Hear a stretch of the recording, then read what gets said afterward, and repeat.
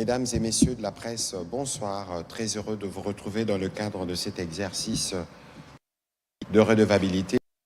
Et ce soir, ce sera un exercice quelque peu spécial parce que nous ne parlerons pas avec le ministre d'État, ministre des Infrastructures, d'abord des travaux publics et de ce qu'il occupe quotidiennement.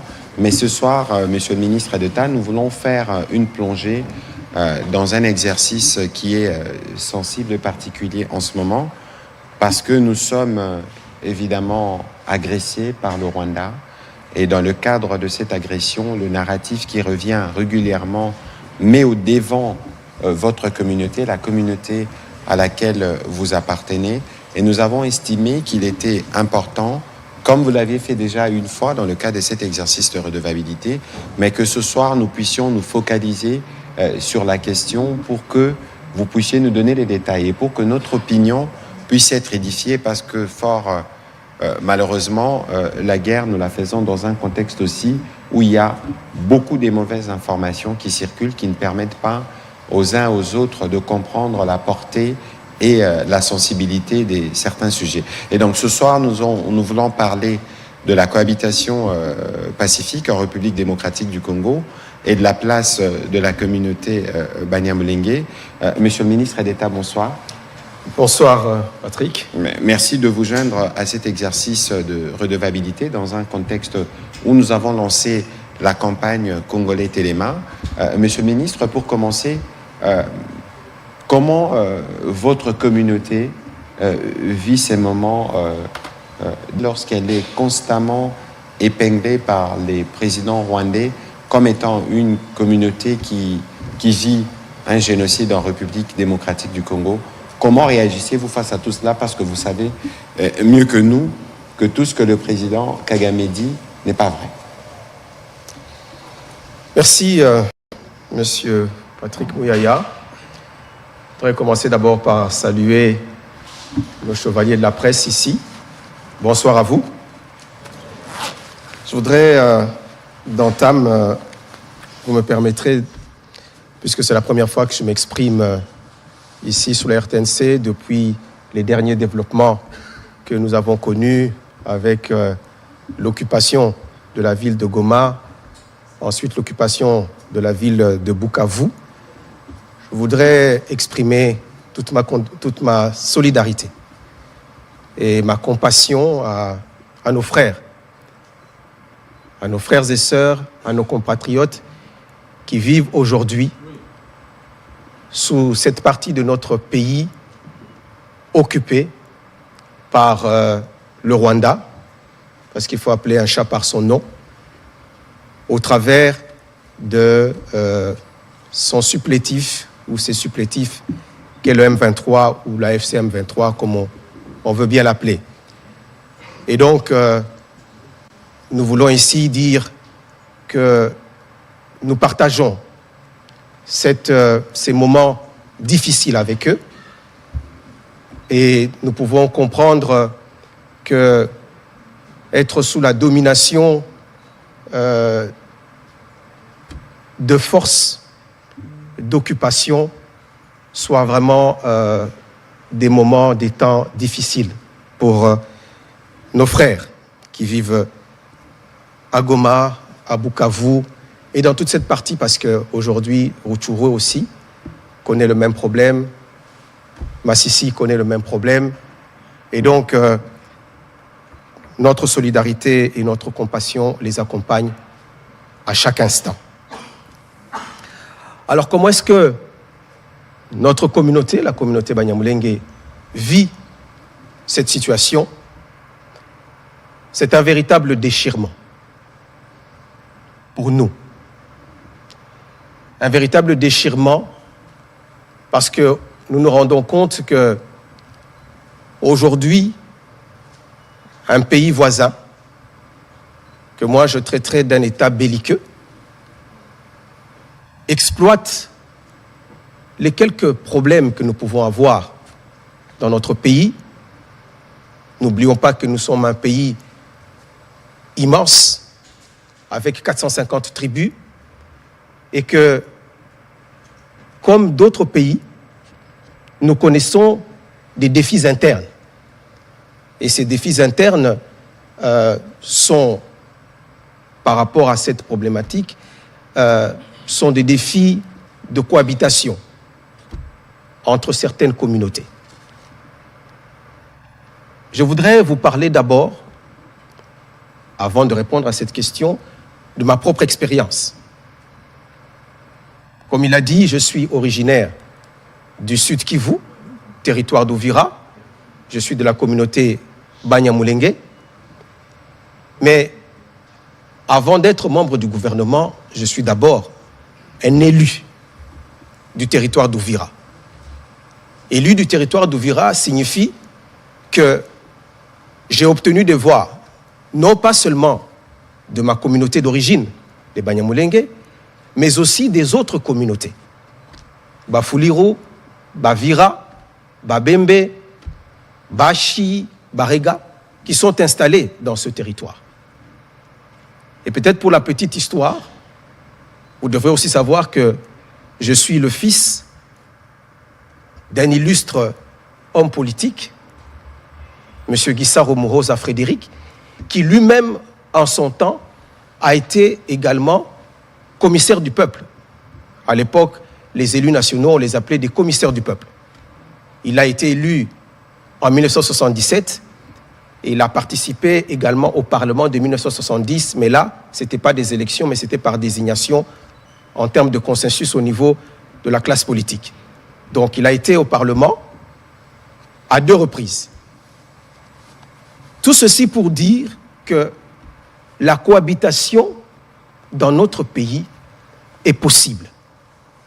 Cette cohabitation est une expérience réelle. Comme je le dis, je suis élu et donc j'ai dû aller vers ces autres communautés pour demander leur suffrage, qu'ils ont bien voulu m'accorder afin que je les représente au niveau du Parlement, au niveau de la représentation nationale. Et donc, c'est bien la preuve et la démonstration que la cohabitation est possible. Mais lorsqu'on parle de cohabitation, est-ce que cela voudrait dire qu'il n'existe pas de conflits ethniques, qu'il n'existe pas des problèmes de cohabitation entre les communautés? Non, il en existe. Comme il en existe dans tous les pays au monde qui rencontrent ce type de défis. Et donc, moi je dis que le problème n'est pas tant la cohabitation, mais le problème aujourd'hui est de savoir, lorsqu'il y a des problèmes de cohabitation, comment est-ce que l'État les prend en charge? Quelle est la réponse publique sur ces problématiques qui sont des problématiques inhérentes à la plupart des pays dans le monde? L'Afrique du Sud a connu un problème de cohabitation entre les Noirs et les Blancs. Les États-Unis d'Amérique, je parle là de démocratie, ont connu aussi des problèmes de cohabitation entre les Noirs et les Blancs. Et ici, en RDC, il y a effectivement des problèmes de cohabitation entre la communauté dont je suis originaire, Banyamulenge, et d'autres communautés voisines, les Bafuliro, les Babembe, dans une moindre mesure avec les Bavira, mais ce sont des problèmes qui existent. Des problèmes qui sont exacerbés aujourd'hui par 2 phénomènes. Le phénomène de l'existence des groupes armés qui sont pratiquement devenus des groupes armés communautaires parce que chaque communauté du Sud Kivu aujourd'hui a son groupe armé. Les Bavira ont leur groupe armé, les Fuliro. La plupart des communautés du Sud Kivu ont des groupes armés. Donc ça voudrait dire qu'il y a un problème de circulation d'armes et qui font qu'au lieu de régler les problèmes comme africains au niveau de l'arbre à palabre, mais il y a malheureusement des exactions qui se font parce qu'il y a des gens qui sont détenteurs d'armes. Mais ce problème est exacerbé aujourd'hui à cause de l'ingérence d'un pays voisin qui est le Rwanda. L'ingérence du Rwanda au travers des multiples invasions qu'ils ont perpétrées dans notre pays, font que ce problème a pris une dimension qui est aujourd'hui, qui nous fait vivre la situation, comment je vais appeler ça, cette situation terrible que nous connaissons aujourd'hui, où notre pays est divisé, où notre pays est victime d'une agression, d'une occupation, avec des prétextes fallacieux, où un pays vous dit « je viens pour protéger la minorité Tutsi ou la minorité Banyamulenge qui sont en danger d'extermination ». Mais où se trouve ce projet d'extermination? Qu'on me dise à quel endroit on a concocté ce projet et combien de Tutsis aujourd'hui sont massacrés dans notre pays.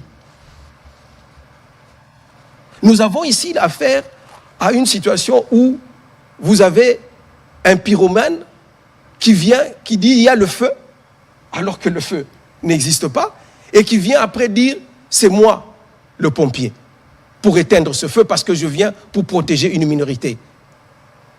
J'ai eu à le dire ici il y a quelques années, sur le même plateau ici de la RTNC, en disant que nous, comme communauté Banyamulenge, ou de manière plus générale la communauté Tutsi, nous n'avons jamais demandé au Rwanda de venir ici pour protéger notre communauté. Bien au contraire, les différentes invasions que fait le Rwanda ne fait qu'exacerber les problèmes de cohabitation qui peuvent exister. Parce qu'il en existe aussi entre les Luba et les Katangais. Nous l'avons vécu ici. Lors des joutes électorales, on a senti une certaine violence qui est revenue entre ces deux communautés.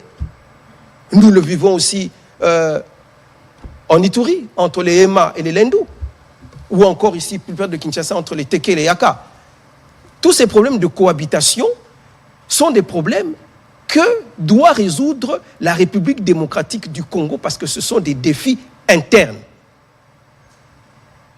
Point n'est besoin de voir un État voisin devenir l'avocat d'une partie de notre population et intervenir militairement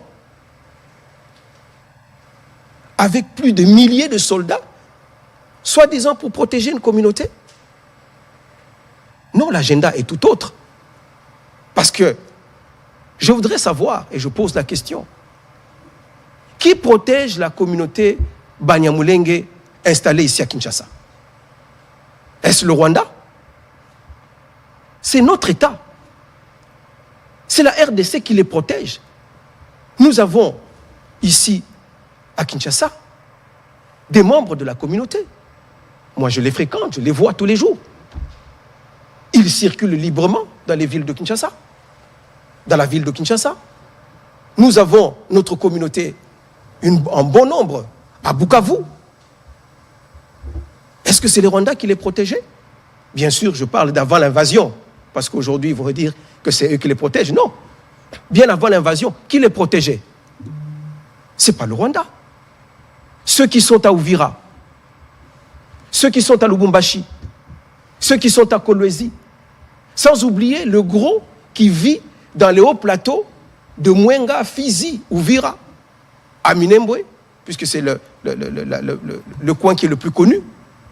Ce n'est pas le Rwanda qui les protège. C'est notre État qui les protège.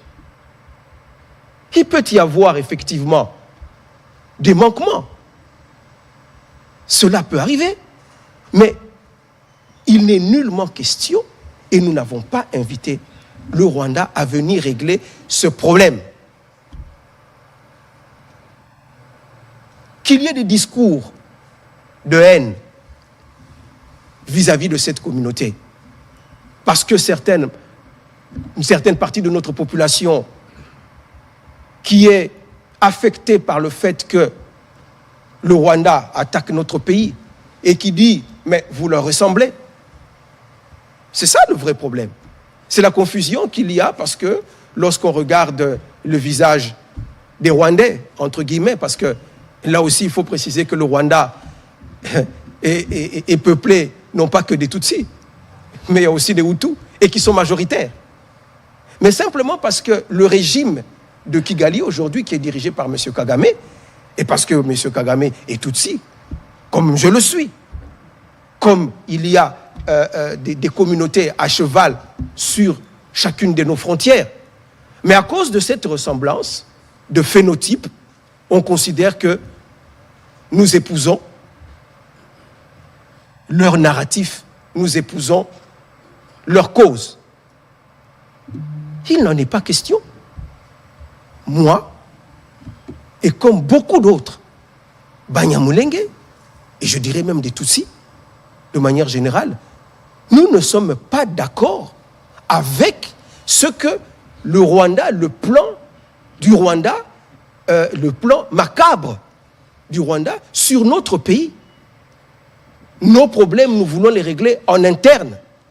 Nous n'avons pas besoin de l'intervention d'un autre pays pour venir résoudre ou pour venir nous protéger, comme je venais de le dire. C'est notre État qui nous protège, comme il protège toutes les autres communautés du pays. Et en plus, laissez-moi peut-être continuer là-dessus. Allez-y, s'il vous plaît. Les autres conflits ethniques qui existent dans notre pays, mais les ressortissants, disons les populations de ces communautés-là, sont des communautés aussi qui sont à cheval avec les autres pays. Je vais prendre l'exemple des Hema et des Lendu, qui ont des problèmes aussi de cohabitation. Mais vous avez des Hema qui sont en Ituri, mais des Hema qui sont aussi de l'autre côté de la frontière, en Ouganda. Alors, si aujourd'hui, vous voyez l'armée ougandaise dans notre pays, mais ça, c'est une armée qui est invitée par la RDC parce qu'il y a des accords avec eux. Il y a une mutualisation de nos forces pour résoudre un problème que nous partageons. Par exemple, le problème des ADF, Nalu, qui sont d'origine ougandaise, mais qui sont venus ici, qui se sont réfugiés en RDC et qui déstabilisent leur pays d'origine. Mais l'Ouganda n'est pas venu comme ça sans être invité. L'Ouganda est venu au Congo sur l'invitation de notre gouvernement et nous mutualisons nos efforts, nos forces pour régler ce problème. Mais, Monsieur le ministre, une petite parenthèse sur ces sujets de l'Ouganda. Il semble que du point de vue de Rwandais, c'est l'élément déclencheur du conflit actuel et surtout que nous étions avec vous, avec le président de la République à Pondwe. On a décidé de faire des routes ensemble en partant de Kasindi jusqu'à Goma et que c'est une zone qui est considérée comme une zone d'influence ou que l'existence de cette route empêcherait Kigali et Gisenyi de vivre parce qu'ils déversent leurs produits à Goma. Merci, Monsieur le ministre, parce que là, maintenant, vous parlez des vraies causes de la guerre. Les vraies causes de l'invasion du Rwanda dans notre pays, qui, comme vous savez, sont des causes d'abord économiques, de pillage de nos ressources. Et pour parler de cette question de la route, c'est parce que, justement, nous avions, et je suis ici bien placé pour le dire, parce que je suis ministre des Infrastructures, et j'ai travaillé sur ce dossier, nous avions décidé, dans le cadre de la coopération avec l'Ouganda, de faire la route de Kasindi, qui est la frontière avec l'Ouganda, Beni-Butembo, mais aussi de faire la même route au niveau de Bunagana, Rutshuru-Goma. Deux routes qui sont dans le Nord Kivu. Et nous avions décidé de le faire ensemble, en partageant d'ailleurs les coûts de ce projet. Mais c'est à la suite justement du lancement de ce projet que le Rwanda a décidé d'entrer en guerre avec nous. Pour la bonne et simple raison que aujourd'hui, vous savez que notre pays est un pays enclavé, du moins dans sa partie est, et que pour atteindre l'océan Indien, il faut traverser des pays voisins, dont le Rwanda ou alors l'Ouganda, et l'essentiel du trafic passe par le Rwanda, Gisenyi, la ville de Gisenyi, qui est la ville voisine, ou Cyangugu, qui est l'autre ville vers Bukavu. Et nous avons l'essentiel des trafics qui passent par là. Parce que le Congo, en passant par Bunagana, donc en modernisant la route qui passerait de Goma, Rutshuru, Bunagana, c'est là les vraies raisons de la guerre. Parce qu'ils ont compris que tout le trafic qui passait par Gisenyi allait être détourné et les retombées économiques dont ils étaient bénéficiaires allaient aller vers l'Ouganda. Et c'est comme ça que la guerre a commencé. Vous savez que à l'arrivée du président Tshisekedi au pouvoir, il a eu une politique d'ouverture vers les voisins. Tout à fait. Dont le Rwanda. Nous avons tous vécu ça ici. Et je dis que ce n'était pas facile, puisque la population congolaise a toujours gardé un sentiment de rancœur à cause des différentes invasions dont nous avons été victimes. Aujourd'hui, l'invasion s'appelle AFDEL. Demain, ça s'appelle RCD. Après-demain, ça s'appelle CNDP. Le surlendemain, ça s'appelle M23. Tous ces costumes que le Rwanda a portés, alors que le corps était le même, ce sont toutes ces guerres qui ont créé justement ce sentiment vis-à-vis du Rwanda. Et donc, le président Tshisekedi, en arrivant au pouvoir, lorsqu'il décide de l'ouverture, c'est assez mal perçu par notre population. Mais il voyait les choses dans une vision de paix et de développement de toute la sous-région. Absolument. Construisons plutôt des ponts plutôt que de construire des murs entre nous, afin que toutes les populations de notre sous-région, de notre comté, puissent en bénéficier. Voilà quelle était sa motivation. Et il a tendu la main au Rwanda. Mais aujourd'hui, on voit que on l'a payé en monnaie de singe. Vous comprenez? Et donc, pour revenir à ce que je disais tout à l'heure, c'est véritablement d'abord des raisons économiques et je dirais même des revendications territoriales. Puisqu'aujourd'hui, peut-être que la presse n'est pas informée, mais si vous suivez les débats au Parlement rwandais, aujourd'hui, ils discutent sur les contours ou les limites du Rwanda de l'époque, je veux dire, précoloniale. Tout à fait. À l'époque des royaumes et des empires. On aura l'occasion d'y revenir. On va y revenir peut-être. Tout à fait. Mais il y a eu 1885 qui a fixé les limites territoriales, les limites de chaque pays. Et aller à l'encontre de cela, c'est violer le droit international. Donc, je voulais parler justement, tout à l'heure, j'avais commencé à développer la problématique de la coopération qui doit exister entre les États. La problématique, comme je l'ai dit tout à l'heure, des Hema et de Lendu, qui est un problème qui touche une communauté qui est à cheval, mais vous ne pouvez venir, si nous avons besoin de votre accompagnement, de votre soutien, que si nous vous invitons.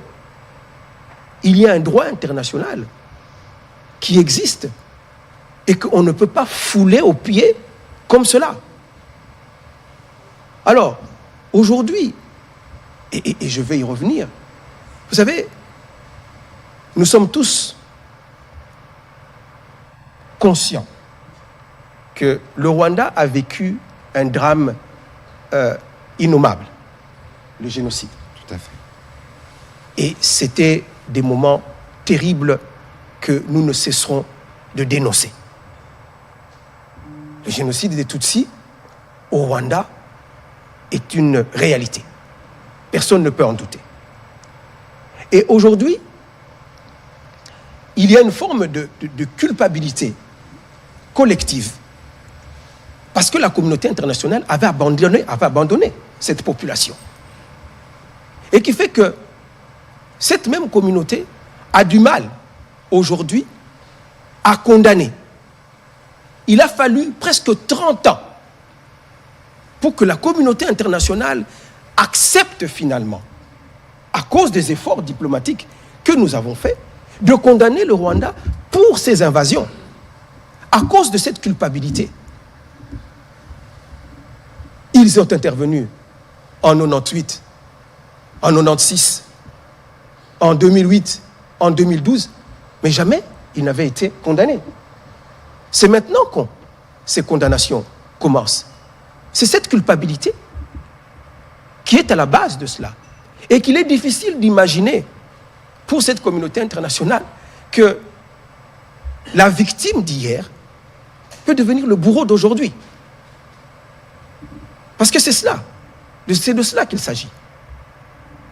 Et nous, en tant que communauté, nous disons que nous avons besoin de vivre en paix avec nos frères et nos compatriotes des autres communautés congolaises. Nous ne voulons pas servir de marchepied. Nous ne voulons pas servir de prétexte aux agendas cachés d'un pays voisin. Parce que nous n'avons pas été associés à ce projet. Et nous nous inscrivons en faux. Et si d'aventure il y a des membres de notre communauté, parce qu'il y en a, qui travaillent effectivement avec eux, mais c'est à leur titre, si je veux dire, c'est à titre personnel. Ils n'engagent en rien les communautés dont ils sont originaires. Ils n'ont pas le mandat de parler au nom de ces communautés à cause des aventures personnelles, de recherche de positionnement, de recherche de gains personnels. Qu'ils engagent toute une communauté à tel point que aujourd'hui, on verse dans une forme de globalisation ou même de criminalisation de toute une communauté en disant oui, vous êtes avec ces gens-là. Et j'attire l'attention ici parce que c'est ça le piège du Rwanda. C'est ça le piège du narratif rwandais. Lorsqu'ils disent nous venons pour protéger cette communauté, ils savent quelle est la réaction que cela va susciter de la part des citoyens congolais. Ça va être une réaction de rejet vis-à-vis de cette communauté en disant « Ah, c'est vous les complices. Ah, c'est vous par qui nos malheurs arrivent. » Donc nous allons être rejetés par les autres communautés et peut-être les plus extrémistes de la communauté nationale vont même aller jusqu'à faire des discours de haine, vont aller jusqu'à faire des exactions contre cette communauté. Et le Rwanda viendra en disant, voilà ce que je vous disais. N'est-ce pas la preuve que cette communauté est maltraitée? N'est-ce pas la preuve que cette communauté est discriminée, qu'elle est stigmatisée? Parlons de la discrimination de cette communauté. On va atterrir par là avant de prendre les questions, Monsieur le ministre d'État. Parce que c'est non sans émotion que je vous parle. Évidemment. Et vous pouvez le comprendre. Je suis ministre d'État dans ce pays. Je suis élu dans ce pays. Avant moi, il y a eu des ministres d'État. Avant moi, il y a eu même des vice-présidents, un vice-président. Il y a eu des vice-ministres. Il y a eu des élus. Toutes ces fonctions, ce sont des Banyamulenge qui les ont occupées. Et donc, lorsqu'on parle de discrimination, il faut quand même nuancer les propos. Parce que notre communauté a toujours été représentée, je ne vais pas dire dans toute l'histoire, mais je vous ai compté, je vous ai dit que dans les années 70, nous avions un élu. Et plus tard, il y a eu peut-être un vide pendant un moment donné, mais plus tard, nous avons eu un ministre des Affaires étrangères ici. et tous ceux que je viens les fonctions que je viens de citer. Donc, la représentativité de notre communauté est une réalité aussi. Ça n'exclut pas, effectivement, qu'il y ait eu, comme je l'ai dit, des problèmes de cohabitation avec certaines communautés, ou peut-être même ici à Kinshasa. Parce que disons les choses telles qu'elles sont. Lorsque notre pays est agressé, lorsque notre pays est attaqué, mais il y a une forme de révolte ici, à Kinshasa. Et lorsqu'on voit dans la rue quelqu'un qui se promène avec mon faciès, on dit Atala Barwande Bangoy.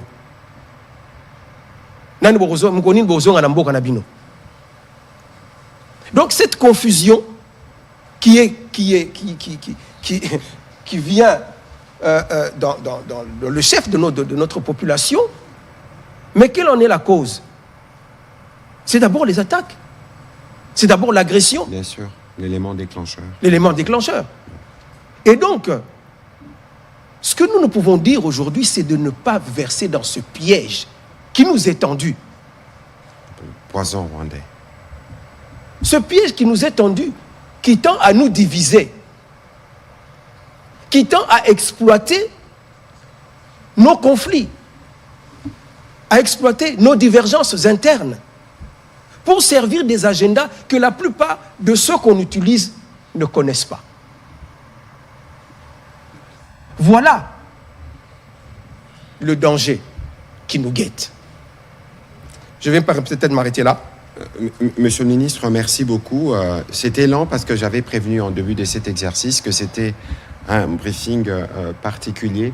Je voudrais, avant que nous ne puissions prendre les questions de professionnels des médias, revenir sur ce que le président de la République disait à ces sujets, à ces mêmes endroits où nous sommes, le 22 février 2024. Tout à fait. Je suis le seul, si pas le premier en tout cas président de la République démocratique du Congo à avoir dit haut et fort, en parlant des Banyamulenge, mais j'élargis même à tous les Tutsis congolais que ce sont nos compatriotes. Il y a des Banyamulenge qui sont morts pour cette République et sous le drapeau. Donc j'en ai assez de ce discours qui consiste à discriminer ces populations et à donner ainsi l'occasion à des régimes barbares comme celui du Rwanda de nous envahir, sous de fallacieux prétextes d'ailleurs.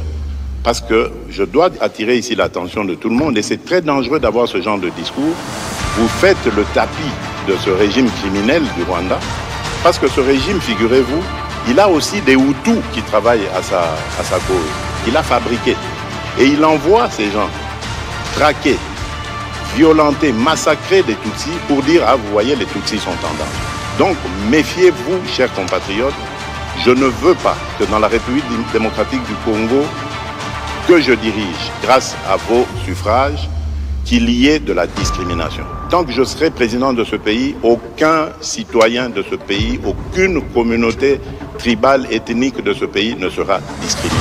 Je tiens à le dire haut et fort et je ne m'arrêterai pas là. Voilà, le président de la République lui-même, le commandant suprême, l'a dit de manière claire et ferme qu'aucune communauté ne devrait être discriminée. C'est un rappel que nous faisons tous les jours. C'est un rappel qui est très très important parce que, comme nous le savons tous, la République démocratique du Congo est un pays rempli de minorités, mais nous formons tous un seul pays. 26 égale 1, 145 égale 1, comme vous tous vous le savez. Nous allons commencer, Monsieur le ministre d'État, la série des questions. Il y en a beaucoup, moi-même. Il y a des préoccupations pour lesquelles nous solliciterons vos éclairages, parce qu'il est important que notre population qui nous suit à travers cet exercice comprenne justement la sensibilité du sujet et la nécessité pour elle de faire toujours la démarcation entre ceux qui sont les bourreaux et ceux qui sont des dommages, parce que malheureusement votre communauté est stigmatisée, et cette stigmatisation faite par le président Kagame vous expose, comme vous l'aviez expliqué tout à l'heure, aux yeux des autres communautés. Mais c'est pour ça que nous faisons cet exercice, pour que les uns les autres puissent comprendre et faire la nuance sur cette question et nous préserver d'être considérés comme un pays où il y a une discrimination contre une communauté. Monsieur Amédée Moirabou, allez-y pour vos questions. Merci beaucoup. Amédée Moirabou pour Finance et Entreprises. J'aurais 2 questions d'actualité au ministre Mouyaya. Excellence, on assiste ces derniers temps à une véritable croisade de Rwandais, de Paul Kagame dans le média américain, où on entend la même rhétorique mensongère pour justifier sa présence ou non en République démocratique du Congo. Mais on observe que de votre côté, c'est silence radio. Alors j'aimerais savoir qu'est-ce qui est fait à votre niveau pour contrer cette croisade dans les médias américains avec la rhétorique mensongère que vous connaissez bien. Alors la deuxième question, Excellence, c'est il y a le Parlement rwandais qui a pris une résolution le 6 mars, c'est tout récent, sur les causes profondes de l'idéologie du génocide dans la région des Grands Lacs. Alors, pour être beaucoup plus précis, j'aimerais lire cette résolution. C'est une quinzaine de résolutions que le Parlement rwandais a pris. Et la première résolution dit ceci. Les causes profondes de la persistance de l'idéologie du génocide à l'est de la RDC et ses conséquences directes sur les Rwandais sont enracinées dans l'héritage colonial. La délimitation arbitraire des frontières a fait en sorte qu'un grand nombre de personnes parlant la langue kinyarwanda se retrouvent, soient devenus des citoyens de l'actuelle RDC.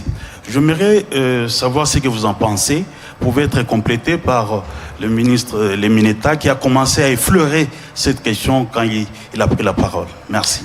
Merci beaucoup pour vos pertinentes questions. Je crois que nous tous, nous devons être très vigilants et faire attention. Autant nous sommes dans notre droit de regarder ce que font les ennemis, mais il faut surtout être vigilant à ce que nous faisons. Parce qu'aujourd'hui, les Rwandais n'ont jamais été autant dans une mauvaise posture. Et que la contre-offensive, entre guillemets, si les gens veulent la considérer comme telle, parce que ça se fait en renfort de mensonges aux États-Unis, ne vient qu'en réaction. N'oubliez pas qu'il y a quelques semaines, celui qui est considéré comme le numéro 2 du régime, qui a été des tristes mémoires, chef d'état-major de notre armée en 97, a été sanctionné par les Américains. Il est ministre d'État en fonction. Il a été sanctionné. Et vous avez suivi, le président de la République avait fait une interview dans le New York Times où il avait parlé de cette idée de voir comment attirer plus d'investissements américains dans notre secteur minier dans le cadre de la stratégie de la diversification. Les débats aujourd'hui aux États-Unis n'est pas les débats qui consistent à écouter les mensonges répétés des Kagame. Nous savons qu'il a eu des rencontres, notamment au niveau du Capitol Hill au Congrès, où ses envoyés ont reçu une fin de non-recevoir. Vous pouvez venir, on vous écoute, mais on vous dit « Qu'est-ce que vous faites en RDC ?» Qu'est-ce que vos militaires font en RDC? Il y a des problèmes de gouvernance, il y a massacre de communautés, etc. Mais la question qu'on leur pose, qu'est-ce que vous faites en RDC? Quittez le territoire, c'est pas le vôtre, c'est pas eux qui vont venir régler nos problèmes de gouvernance ou le problème de la coexistence pacifique entre nos communautés. C'est ça les messages qu'ils entendent à Washington. Un mensonge en force d'être entendu ne devient pas la vérité. Parce que, regardez bien, s'il vous plaît, vous pensez que c'est sur quelle base que les Américains ont pris la décision de sanctionner James Kabarebe? Est-ce que les Américains, en prenant ces décisions, ne connaissaient pas le narratif rwandais? Vous êtes sûr? Parce que la décision, lorsqu'elle est prise, elle est motivée. Il faut lire ce qui est écrit lorsque James Kabarebe est sanctionné. Dans la posture actuelle où tous les pays du monde, un par un, commencent à prendre des sanctions, les sanctions qui, pour nous d'ailleurs, sont arrivées un peu plus tard, après les condamnations, est illustratif du ras-le-bol, du comportement du président rwandais. Alors moi, je veux bien que les compatriotes puissent être sensibles sur les gesticulations de nos adversaires, mais il faut bien lire et bien interpréter le travail que nous faisons avec le président de la République en tête. vérifier, regardez, vous tous, vous avez vu, Monsieur Boulos, que le président Trump a choisi pour être l'envoyé spécial dans le Grand Lac. Et lorsque vous lisez les articles qui annoncent tous, en toile de fond, parlent du deal minier, de la discussion. Alors, lorsqu'on veut parler à ce niveau-là des intérêts stratégiques à la fois américano-congolais, mais qu'est-ce que les Rwandais viennent faire là? Au contraire, le président Kagame, il essaye, on sait comment il opère à travers des groupes pour essayer de se trouver une place dans ces débats, mais il n'a pas de place justement dans ce débat qui doit se faire entre la République démocratique du Congo et le gouvernement américain. Et donc ici, il faut savoir que c'est eux aujourd'hui qui ressentent le plus des besoins d'aller s'expliquer dans le monde entier. Vous voyez les gesticulations du ministre des Réseaux sociaux, on veut aller à Bruxelles, on veut aller, mais regardez les mépris avec lesquels ils réagissent dans les communiqués lorsqu'ils sont sanctionnés. Mais des personnes qui sont sanctionnées aujourd'hui se retournent vers les personnes qui leur ont imposé des sanctions pour aller expliquer quoi? Que ce genre-là ne savait pas avant la prise des sanctions. C'est évident qu'ici, ils sont dans une stratégie des manipulations habituelles, une stratégie de désespoir, parce qu'ils savent que des sanctions massives arriveront. En tout cas, tant qu'ils garderont leurs troupes sur notre sol, cela va arriver, parce que là, c'est violer toutes les règles internationales en la matière, et surtout que vous suivez quotidiennement des crimes de guerre, on attaque des malades dans les hôpitaux, on les kidnappe, on les tue, on attaque les écoles, mais tout ce qui se fait là, le monde entier voit. Je ne vois pas les discours que le président rwandais et ses sbires ou supplétifs peuvent ressasser matin, midi et soir, qui va changer la réalité qui est vécue sur le terrain, celle des massacres systématiques. Et donc, les Congolais, partout, nous sommes devant avoir confiance. Parce que lorsque nous vous parlons de la combinaison de tous les fronts, ça produit des résultats. Et donc, même sur les terrains où ils sont supposément censés être, nous y étions. J'étais les premiers, moi, à faire les débats avec Mme Ramaya d'Atlantic Council, peut-être parce que c'était en anglais, les uns les autres ne sont pas suivis, n'ont pas pu suivre. Et donc il y a, on ne vous dira pas, il y a des initiatives en cours, des interviews en cours de préparation qui vont aller à tous les niveaux, parce que les médias constituent pour nous un front à part entière. Donc de ce point de vue, soyez plutôt rassurés qu'un mensonge à force d'être entendu ne deviendra jamais vérité. Sur les deuxièmes volets de votre question que le ministre d'État a effleuré, je serais d'ailleurs heureux qu'il puisse me compléter à ces sujets. Nous savons qu'en réalité, le plan du Rwanda, derrière tous les faux prétextes aujourd'hui, c'est de réussir à couper une partie de la RDC. Alors, on essaye de deux manières. Soit qu'on l'occupe avec nos militaires, en imposant la terreur telle qu'ils l'ont fait, pensant que la communauté internationale, ou d'abord nous-mêmes les Congolais, on ne serait pas vigilants, on se laisserait faire. Comme ça, ils consacrent la balkanisation physique de fait. Parce que ce qu'ils font, c'est quoi? Dans les territoires occupés, quand ils arrivent, la première chose qu'ils font, ils brûlent les archives. Ils brûlent les archives, ils font des redistributions de terres et ils pensent même repeupler. Mais c'est quoi le plan? Et c'est ce qui est en cours. Et tout le monde le sait, parce que c'est que je vous dis, si vous lisez un article qui est sorti il y a quelques semaines de Michael Arong, elle s'appuie sur des commentaires qui sont faits par les experts des Nations Unies.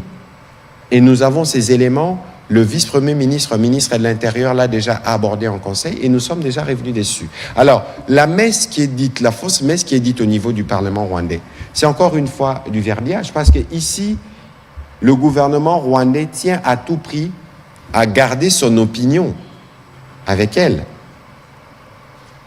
en disant que nous avons des problèmes de sécurité, parce que là-bas, on massacre des Tutsis, encore que le ministre d'État l'a déjà dit ici. Quelle que soit la nature de problème qu'il peut y avoir en RDC, eux n'ont pas le droit d'intervenir. Nous avons les Bazombo ici, nous avons les Bateke, nous avons des tribus transfrontalières.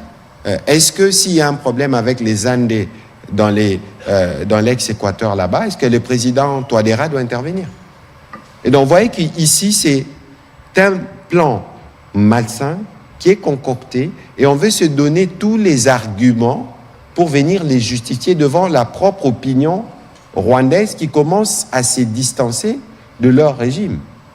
C'est parce que les citoyens rwandais n'ont pas le droit à la parole. Mais si on leur devait donner la parole, je ne suis pas sûr qu'ils embrasseraient tout de suite les schémas ourdis par leur président. Un schéma où on veut commencer à perpétuer des mensonges avec des sénateurs qui ne se gênent pas devant des médias publics de venir tenir des propos qui attaquent les femmes dans ce qu'elles ont de plus précieuses, qui sont victimes des agissements de leur armée.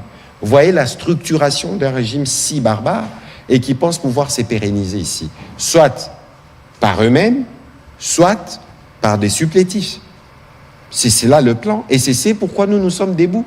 C'est pourquoi les Congolais nous sommes télémas. C'est pourquoi toutes les communautés de la RDC, y compris la communauté du ministre d'État, dit non et se mobilise justement pour mettre fin à ces plans malsains d'occuper une partie de notre territoire et de revenir sur les tracés coloniaux. C'est vous dire que tout ce qu'ils utilisent comme prétexte, discours de haine, etc., ce ne sont que de prétextes mensongers. Les vraies raisons sont celles-là. Monsieur le ministre d'État, un complément sur cette question. Très bien. Je crois que vous avez pratiquement tout dit sur la question, mais moi je voudrais insister sur le fait que le monde dans lequel nous vivons n'est pas une jungle, où chacun peut se lever, un État peut se lever et fouler aux pieds les règles internationales impunément. Les relations entre États sont définies par, justement, des règles internationales. Et donc, ici, on ne peut pas comprendre. Il y a des exemples dans l'histoire, d'ailleurs.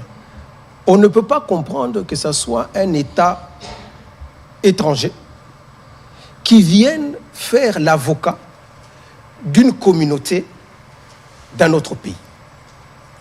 Si les communautés de ces pays-là, d'un pays donné, mettons la RDC ici, puisqu'on parle du cas des Tutsis, si les Tutsis s'étaient levés pour dire « nous voulons une autodétermination », parce que nous ne sommes pas acceptés en RDC, nous sommes... Alors, cette autodétermination, c'est celle-là qui peut créer ou engendrer, comme dans le Soudan du Sud, vous savez que le Soudan avant était un seul pays, mais ce que vivaient les Noirs du Soudan a poussé ce peuple-là à s'autodéterminer. Vous comprenez? Mais ici, en République démocratique du Congo, ce qui est étonnant, ce n'est pas la communauté congolaise qui peut avoir des problèmes, qui demande une autodétermination. Il s'agit d'un autre pays qui vient, qui dit non, cette communauté-là vous devez... parce que c'est ça qu'il y a derrière. Peut-être que vous ne l'avez pas souligné. Ce qu'il y a derrière, ce que le Parlement a pris comme résolution, ce sont des visées territoriales. Ce sont des visées pour dire que puisque ces populations se sont retrouvées de l'autre côté de la frontière à cause des limites fixées par la colonisation, eh bien, nous voulons récupérer ces espaces dans lesquels ils vivent. C'est ça qu'il y a derrière. C'est ça l'agenda. Le véritable agenda, c'est celui-là. Et maintenant, on commence à utiliser des mécanismes nationaux, passant par le Parlement, une résolution, pour que demain, on puisse passer véritablement à l'action. Donc c'est ça le but.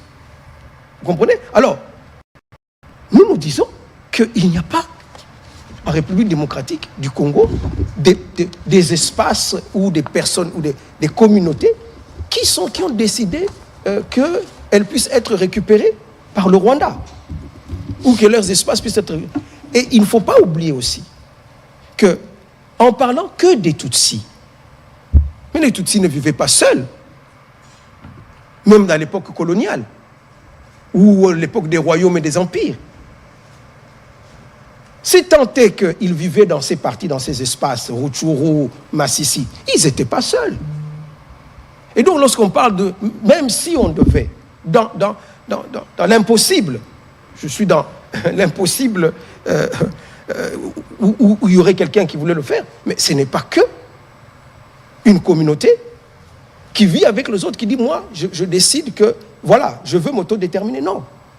Ils étaient avec les Hutus, ils étaient avec les Nyanga, ils étaient avec les Houndé, ainsi de suite.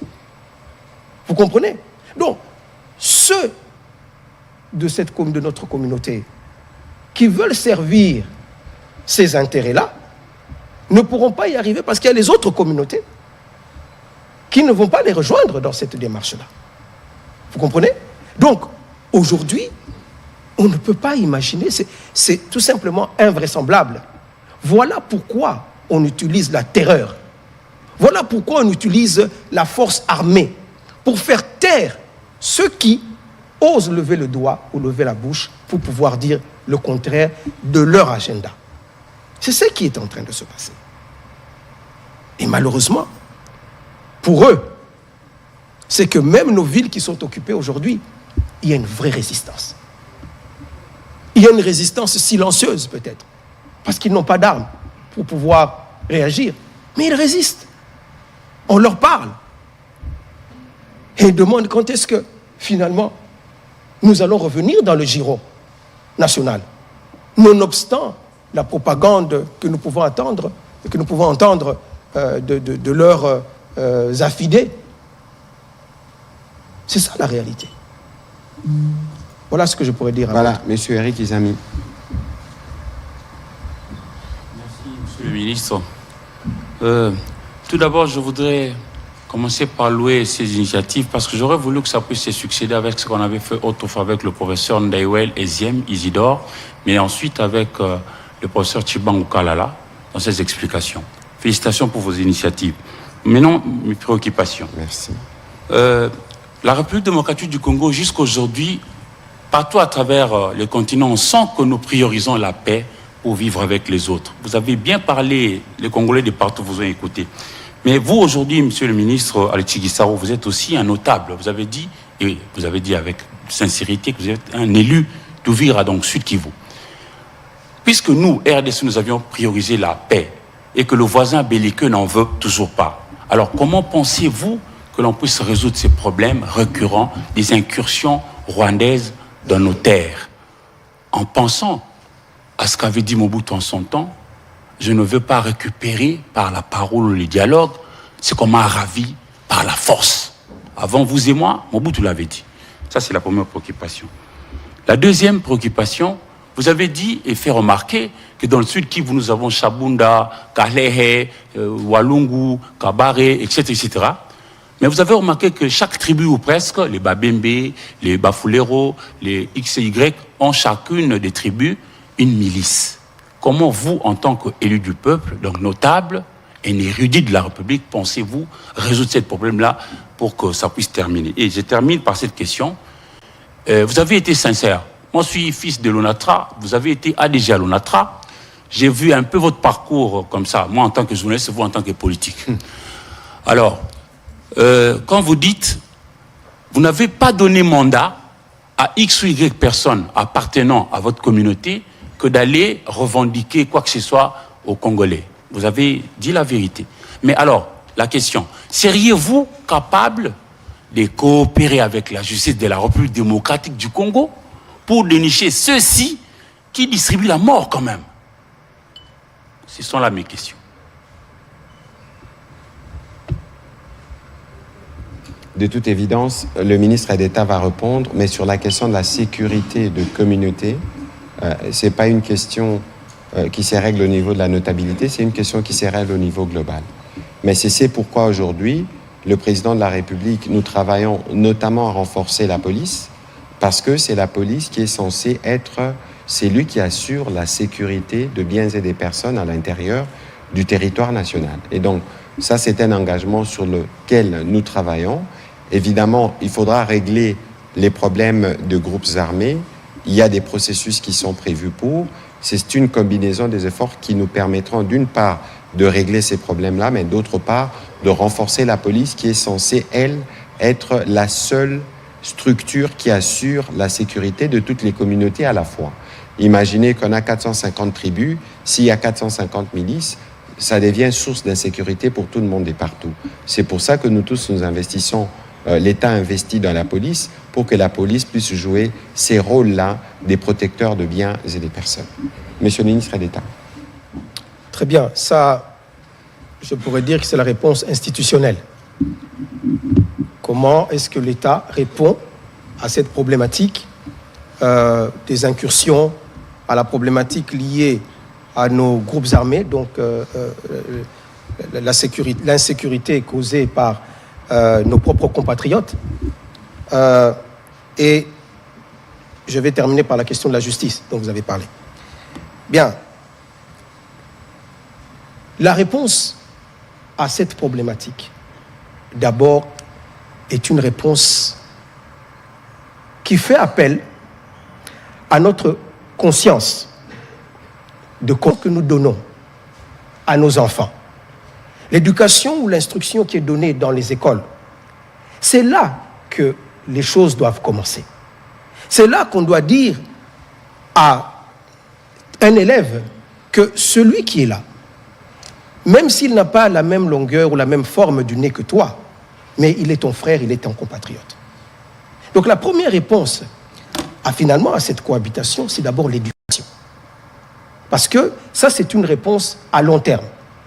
Parce que tant que subsistera justement, comment dirais-je, ces problèmes de cohabitation, nous donnerons toujours, quelque part, une fenêtre à ceux qui veulent déstabiliser notre pays. Donc, l'éducation de notre population est la première réponse. Et je dis que ça commence par l'école. Mais aussi l'éducation de nous tous. Parce que bien souvent, c'est l'ignorance qui est à la base des conflits qui existent.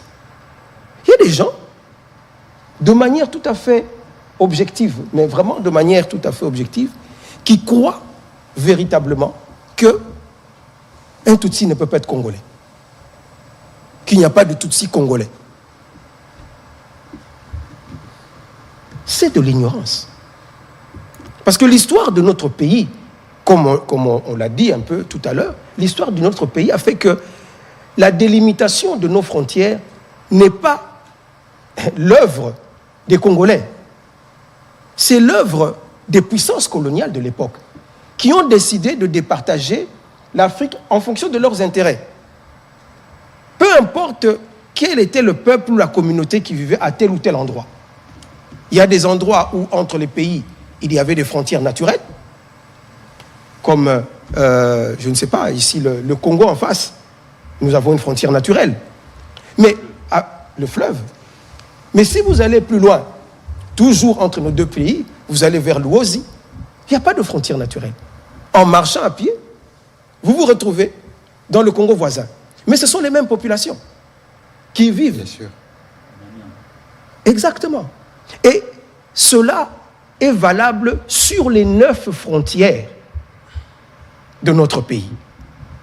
Et donc aussi à la frontière avec le Rwanda. Qu'on les aime ou qu'on ne les aime pas, ça c'est un fait historique. Ça ne dépend pas de nous, Congolais, ou même des Rwandais. Ce sont des choses, des délimitations qui nous ont été imposées à nous tous. N'est-ce pas? Et donc, il faut que les gens le comprennent. Vous savez, je vais paraphraser la Bible qui dit que mon peuple meurt faute de connaissance. Notre pays aussi est détruit quelque part à cause de l'ignorance. Parce que cette ignorance fait que nous nous rentrons entre nous. Nous nous combattons entre nous. Hein? On dit souvent que la Bible encore, c'est peut-être mon côté un peu chrétien, qui dit qu'une maison divisée contre elle-même ne peut pas subsister. Donc pour que notre pays subsiste, il faut l'unité nationale. Il faut l'acceptation des uns et des autres. N'est-ce pas? Et le problème, c'est lorsque l'ignorance nous amène à poser des actes en pensant réellement agir en faveur de notre pays. Donc, quelqu'un qui aujourd'hui, il y en a qui disent, qui traitent tous ceux qui me ressemblent, tous les Tutsis, de Rwandais. Et ils croient, en fait, rendre service au pays en le disant.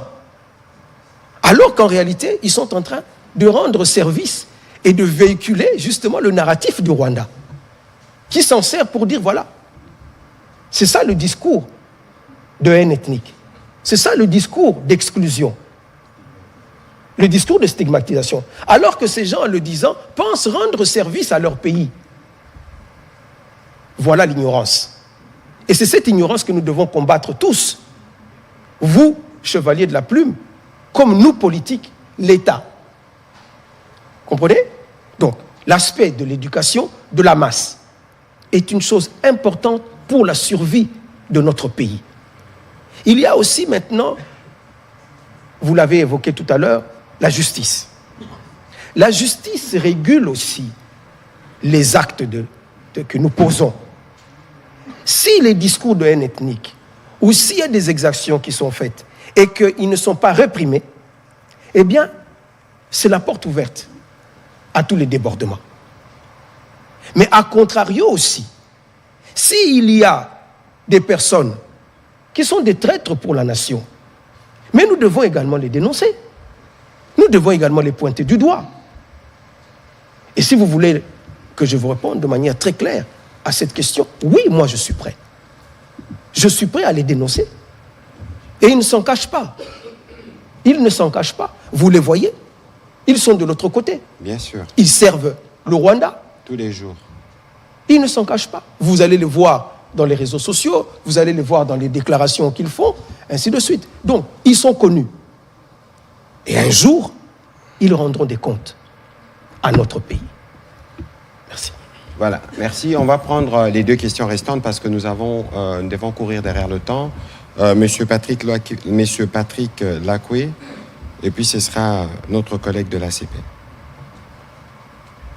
Merci beaucoup, Excellence, pour la parole. Monsieur le ministre Guizaro, vous venez de dire, et dans vos mots introductifs, vous avez dit qu'il y a eu dans ce pays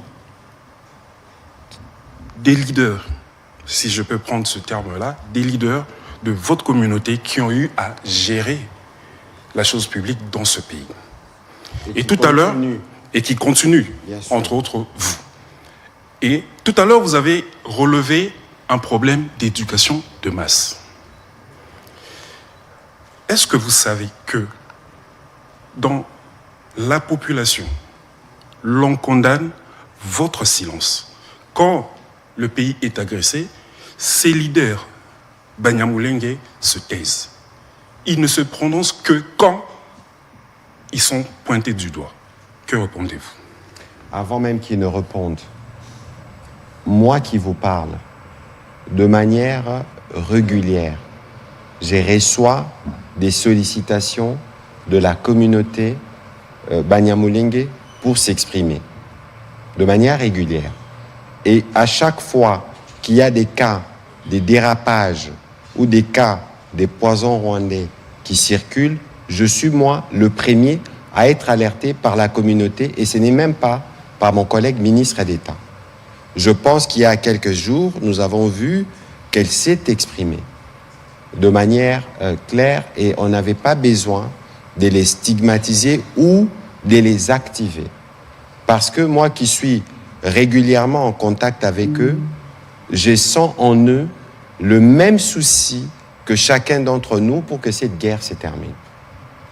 Je fais un témoignage qui n'est pas lié au fait que le ministre Guissaro soit mon collègue ou que je connaisse depuis des longues années, mais parce que, en dehors de lui, régulièrement, comme je suis le ministre de la Communication et des Médias, je suis mis au parfum des situations par les membres de sa communauté. Je tenais à faire ces témoignages pour être plus précis. Monsieur le ministre, allez-y, s'il vous plaît. Vous avez peut-être vidé ma réponse. Personnellement, je suis intervenu ici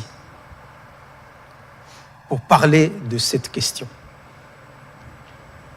Et je l'ai fait dans des termes très clairs, en disant que jamais notre communauté n'a invité le Rwanda au Congo ou à demander un quelconque plaidoyer du Rwanda ou son advocature pour régler nos problèmes.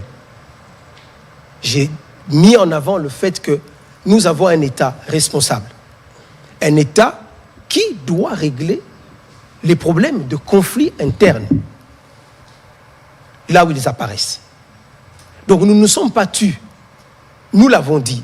Mais peut-être que, et je peux accepter votre remarque en disant nous devrons le faire plus souvent. Peut-être, nous devons le faire plus souvent pour que la communauté nationale soit, ou l'opinion nationale soit beaucoup plus informée sur ces questions.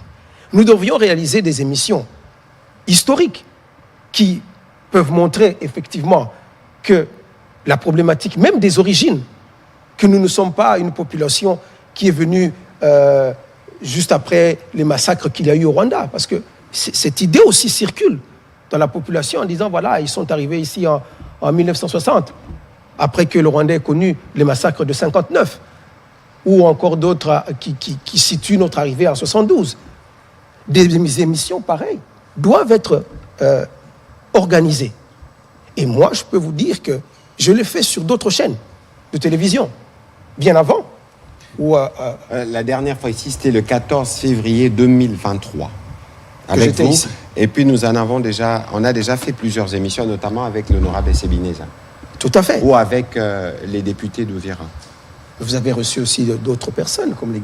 Gassoré, M. Bien Kamanzi, sûr.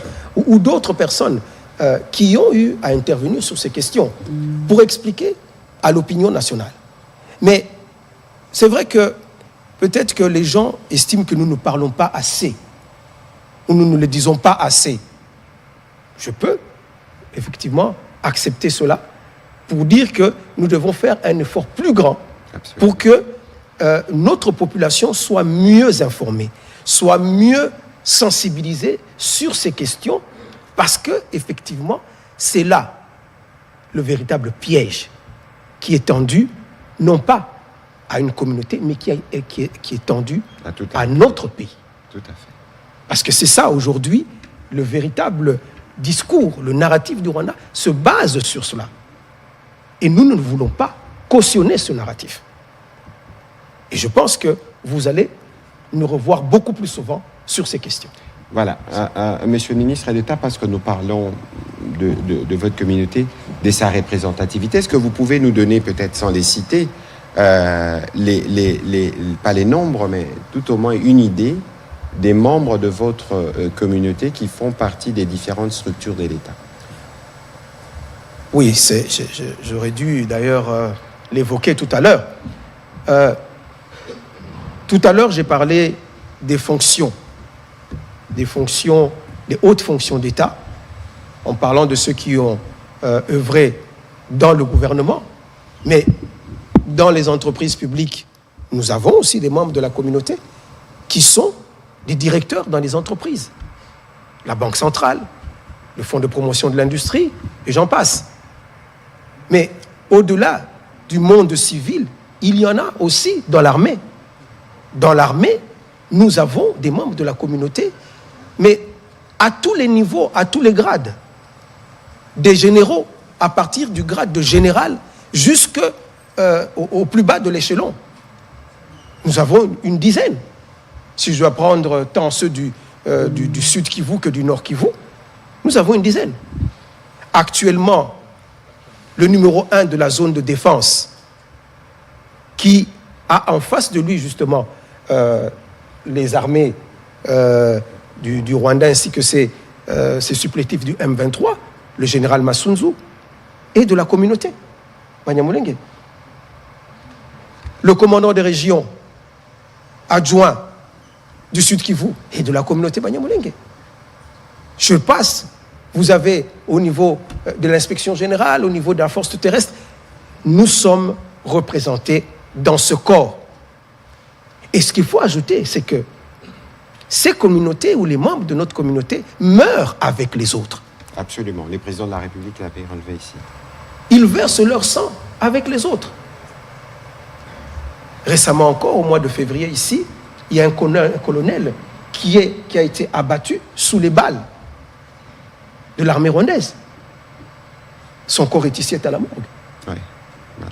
Donc, nous sommes présents dans les institutions et dans la vie nationale, de manière générale. Je ne parlerai pas de ceux qui sont dans le commerce. Il y en a qui font du commerce de vaches, qui circulent avec leur bétail un peu partout de la République. Et si certains, effectivement, peuvent rencontrer des problèmes, parce que ça arrive aussi, qu'ils soient en face de certains extrémistes qui leur causent des problèmes, véritablement. Mais tout cela, ça revient à ce que disait tout à l'heure le ministre. Ça, ce sont des questions que notre pays, notre État, doit résoudre et est en train de résoudre. C'est pourquoi vous voyez que, au plus haut niveau de l'État, le chef de l'État lui-même se mouille le maillot pour en parler, pour éviter que nous tombions dans le piège qui nous est tendu, en disant « ce sont des compatriotes, ils meurent au front avec nous, avec les autres communautés de la République, pour défendre l'intégrité territoriale, pour défendre notre pays. » Et c'est ça, finalement, le sens même de l'unité nationale. C'est ça le sens de la cohésion nationale. Et ce n'est que de cette façon que nous bâtirons un État fort au cœur de l'Afrique. Tout à fait. Merci. Voilà. La question, je la pose à Monsieur le ministre de la Communication et Médias. Monsieur le ministre, puisque actualité oblige, la présidence angolaise a annoncé aujourd'hui, mardi, la prochaine ouverture des négociations avec des groupes armés après la visite du président de la République. Est-ce que le M23 et AFC sont aussi concernés par ces négociations? Écoutez, merci pour la question. Ce qu'il faut savoir, et ce que je peux en dire pour le moment, c'est que le président angolais avait une responsabilité dans le cadre de la résolution 2773. Pour ceux qui n'ont pas lu, je souhaiterais que les gens lisent, parce que c'est lui qui est le médiateur principal dans le cadre du processus de Luanda. Et il a invité le président de la République aujourd'hui pour lui faire part de l'initiative qu'il a prise. Donc il faudra attendre dans les prochains jours de précisions qui pourront être faites sur comment cette initiative devrait se faire. Donc nous reviendrons pour vous donner des plus amples détails dès que nous les aurons. Voilà. Monsieur le ministre, on va terminer cet exercice, mais il y a quand même la question, une question pendante, c'est la question des FDLR. Parce qu'on peut tous se souvenir qu'il y avait ici l'ambassadeur du Rwanda qui est revenu sur le sujet. Je voudrais qu'avec la technique, on puisse les réécouter, comme ça on pourra avoir aussi votre réaction sur le sujet, parce que c'est un prétexte qui est récurrent.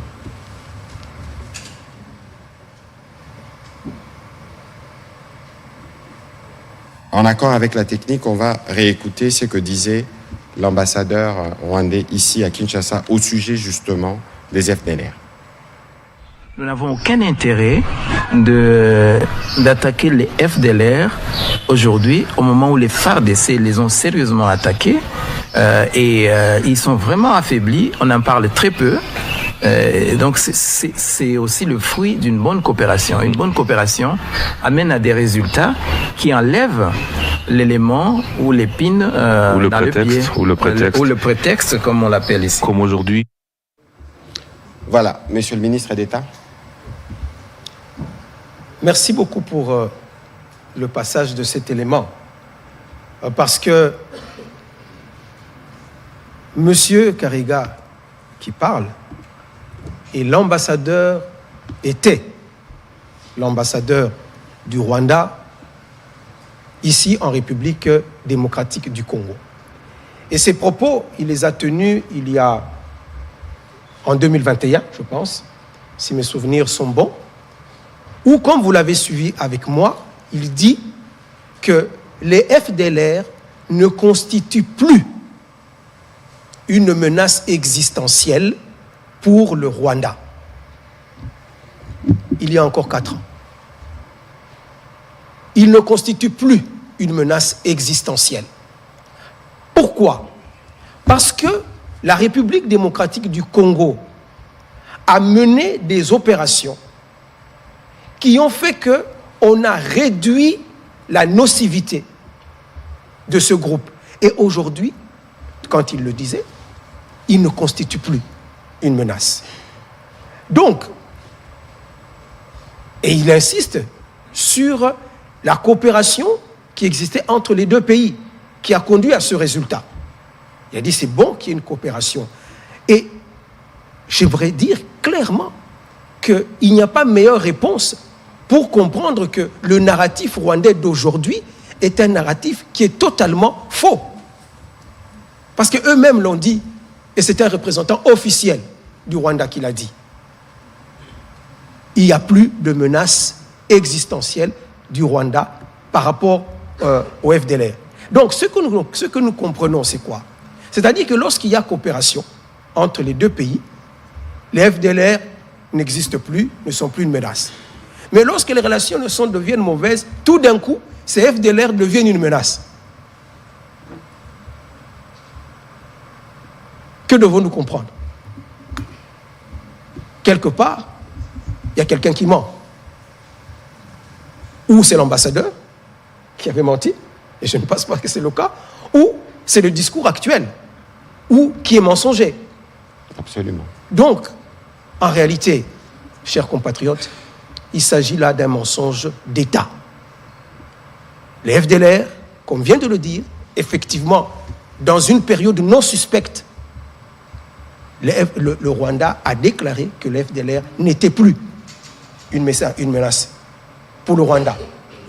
Et d'ailleurs, dans le cadre justement du processus de Luanda, la République démocratique du Congo s'est offerte en disant, mais si réellement le problème est là, nous pouvons mutualiser, nous pouvons essayer de régler ce problème. Non pas en mutualisant parce qu'aujourd'hui nous n'avons plus confiance en eux, mais la RDC s'engage à pouvoir régler ou à neutraliser ces forces résiduelles, pour utiliser l'expression qu'eux-mêmes ont utilisée. Nous avons pris cet engagement à Luanda, et puisque nous l'avions réussi dans le passé et qu'eux-mêmes l'ont reconnu, nous pouvons encore le faire aujourd'hui pour le petit résidu qui reste. Voilà, merci Monsieur le ministre d'État. L'exercice était long, il était intéressant et merci de votre disponibilité et celle que nous connaissons d'ailleurs de membres de votre communauté à s'associer notamment à la campagne Congolais Téléma que nous avons lancée pour faire face justement à cette agression rwandaise. Mais Monsieur le ministre, il faut aussi Samala, il faut aussi Sanalingala. Banakino, Bazolanda Biso, est-ce qu'il y a un mokuse au kokiko yanola? Naba oyo nde batuna ki mutuna awa oyo bazola ki sabata communauté na bino musapi ya koloba ke bino boza ba complice ya ba oyo bazobundisa biso lelo. Maloba na yo Monsieur le ministre d'État. Ezali lokuta monene oyo Rwanda lelo azali ko propager tango azali ko loba ke bazali ko ya awa pona ko protéger communauté na biso. Ezali lokuta monene d'abord parce que communauté na biso etikali ko inviter bango te, etikali ko senga bango te ke bazala ba avocat na biso. Communauté na biso ezali une des communautés ya Congo. Ba problème na biso entre Congolais, atato bundi, atato swani, tozali na tata, pe tokoluka ba solution na katikati na biso. Toza na besoin te que muta uta libanda po ya koluka biso ba solution awa. Oyo azaki kolobake ayepo na yango, ayepo na yango te, ayepo na agenda mususu. Agenda ya Rwanda ezali agenda te ya koya ko protéger communauté na biso. Nazaki koloba tout à l'heure que communauté na biso ezali na Kinshasa. Toza ko vivre na Kinshasa. Toza ko vivre na Bukavu. Est-ce que na Kinshasa ata soki problème to pokoso ebimi ezali kaka l'état na biso? Est-ce que tokenda kolela? Tokoloba président batu bakomi koloba ke biso toza ba complice. Batu bakomi kotela biso na liso mabe. L'état vient à notre secours, pe bayaka. Ba oyo ba se permetta ba attaquer communauté na biso awa parce que ya kapé to la vérité puisque ça makambo to vivre awa sous le régime mais la réaction était directe. La réaction était directe. On est venu protéger notre communauté awa basi tenga moko oyo akufi awa na Kinshasa likolo ya likambo wana eza Rwanda te mote protéger ki bango ezali l'état na biso po tozali na l'état oyo azali responsable pe tozali na mokonzi ya mboka oyo azali ko dénoncer yango mikolo nyonso na ba discours na ye alobaki yango na Angleterre à l'époque na Londres alobaka que Munyamulenge azali congolais lokola ba misusu azali compatriote lokola ba misusu botika kosala le jeu de l'ennemi oyo azolinga ko kabola biso pote bomona ke communauté wana mutu ezali complice ya makambo wana po yango nde baza ko utiliser lelo comme tout le ba argument pona kokota na kati ya mboka na biso to boya makambo wana to boya kopesa bango ba prétexte na ba comportement na biso potangu toza ko sala bongo bango basolo ba bozo komona makambo tozalo ba izaka solo balingaka bango te baza ko discriminer bango ceux qui bandeko ata problème ekozali ekoki kozala ata pokoso ekoki kozala toza na l'état na biso oyo tulingi yende a régler ba problème wana yango nde toza ko senga yango nde toza ko linga te que toza ko senga biso ba congolais to sala le lit to bango nde ni na lingala to pesa bango raison te na discours bango basanango o bazonga ko lekisa na ba mboka libanda kuna ko kosa ete que voilà communauté oyo génocide za ko se préparer o communauté oyo massacre za ko se préparer contre bango yango na biso ba biso pula wana ezali wapi bayoka kiongo wapi boni bakufi na kati ya communauté wana tozali wana Kinshasa tozali na Bukavu tozali na Uvira tozali na Lubumbashi tozali na Kolwezi wapi bakufi pona kolobake M23 e banda bitumba M23 o ezali tolobaka ilamba oyo Rwanda elati lelo pote alata bilamba mususu obino moko boyebi na mikolo oyo ezalaki oyo ezali passé tout à fait donc ne tombons pas tokoya te na kati ya piège na kati ya mutambo oyo banguna oyo état ya Rwanda ezali ko tendre biso tokoya te. Et je termine en faisant appel à l'unité, à la cohésion. Tous na bomoko po te topesa occasion te na banguna bayako ko sakana na mboka na biso. Yangonde tata mokonzi mboka azako koloba mikolo nyonso unité nationale, cohésion nationale. Ba problème na biso to résoudre entre Congolais. Merci. Voilà. Merci beaucoup, ministre d'État Namalobanayo. Je crois que briefing à l'élève Hakim Laï, mais à la qui spécial pour nous permettre na bagnos bateau nyos bazolanda biso ba comprendre makambu oyo président de la République à Lobaka auto l'exakami coloniaux son cadre campagne bomoko que babanyamulenge baza bandeko na biso ba congolais. Ministre Gissa Royabisi Pebino awa ndenge nini bango moko bazo vivre pour protéger la population mususu namboka batu mususu yango ndeza ko exposer bango awa na Congo tozana plan to bomaka baba nyamulenge te to atakaka bango te ndenge président rwandais aza ko loba na mokili mobimba pona ye azosala bitumba o na est RDC parce que tozana plan ya ko exterminer bande ko na biso baba nyamulenge yango ndeko Gissa Roye lelo pona ko limbolela biso. Ce qui bolanier malamu ebisi bino azapeka yemo côté. D'abord avant Kutu Akoba ministre d'État, yemo kwazana nous députés. Bon, ba député onyoso bobo naka to benga ba députés nationaux pourquoi? Parce que bato ba votera ba député bazalaka bato ba membre ba communauté mon côté. Donc nenga zawana azana vote non pas ya baba nyamunenge kaka zape na vote ya ba bembe ya ba fuliro bato nyonso ba école nyonso zakana Uvira ba pona payer ministre Gisaro comme député. A ebisi bino peke na bitumbo tozo sala mikolo yo na Sud Kivu kuna oyo aza ko commander mapinga. C'est le général Patrick Massunzu. Aza pe muto a communauté. Donc et là kisi que baza pe na ba cadre, baza na ba député na Assemblée nationale, baza na ba cadre na Banque centrale, baza na ba cadre na administration publique. Baza pe kaka na Kinshasa te. Na ville nini ya Congo bino boka ki sango ke ba ataka ki Munyamulenge moko.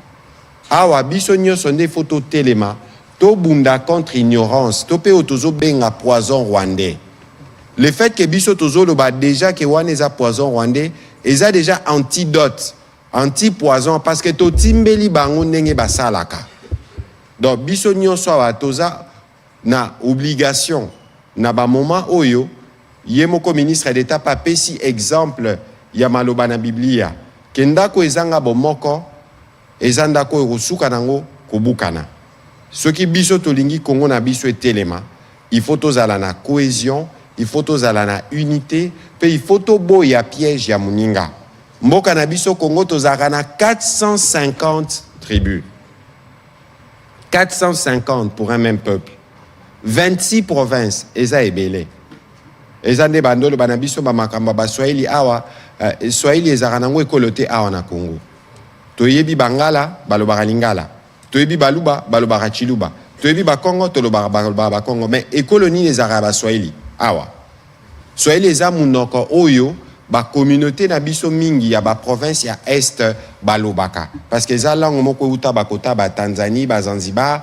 tie komie pa na biso Bashi balobaka Swahili balubakat na Katanga balobaka pe Swahili Barund na Luala balobaka Swahili eza na ba communauté belé lobaka munoko wana. Donc on ne peut pas considérer que na mboka na biso tozo stigmatiser o Tutsi o Munyamulenge o Muswahili o ananyo sobozo mona eza ba gesticulation ya ba oyo balingi Congo ezala ya kokabwana alors que bango bazo sala ba œuvre na bango ya ko détruire mboka na biso pe ya ko yiba nkita na biso.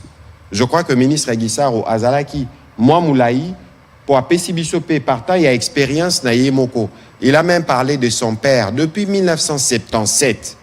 Yé azalaka commissaire du peuple neti ba député à Lelo.